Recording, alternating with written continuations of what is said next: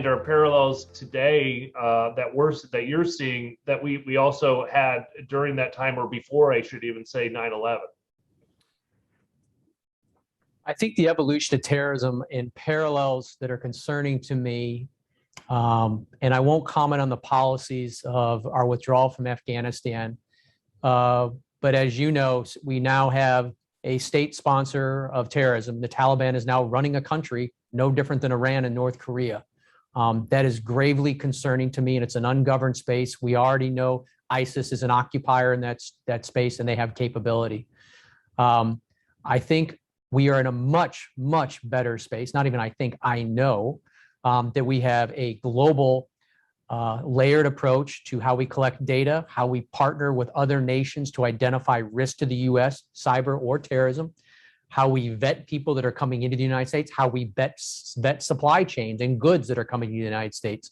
The enhanced screening and vetting, or extreme vetting, a term that was used before, is a good thing. It was bipartisan spoke, putting aside some of the policy and political rhetoric that came. There was bipartisan in the national security space that enhanced screening and vetting is good for the United States.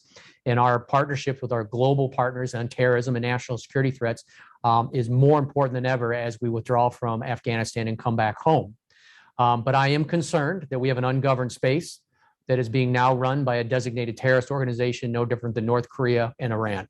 That is going to be problematic, and we're going to have to be more focused than ever on that layered approach. It is not a military approach. It's a national security approach that involves all components of that 17 organizations, including the military, but also in partnership with the private sector. But there is going to be risk from that, and it can be mitigated with good policies, strategies, and operationalizing of that. Yeah. Well, one thing we know for sure, and I think you and I agree on, is that this cyber risk issue is certainly continuing to evolve, and it is going to be a dominant issue for us as we will face in terms of a global threat.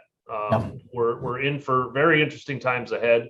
Hopefully we are getting ourselves in a better place with things like we're talking about in terms of ensuring that the government and the private industry are working hand in hand to predict, to prevent, and to promote resilience in this area. But I would also argue we have a ways to go still. And so there, but we do know one thing, that the insurance industry is very interested in making sure that it can stay on top of this risk and work with its consumers to protect and make sure that we maintain economic stability throughout this type of crisis or catastrophe and many others. So, David, I really want to thank you. It's always great to see you, always great to learn from you, which I do every time we talk.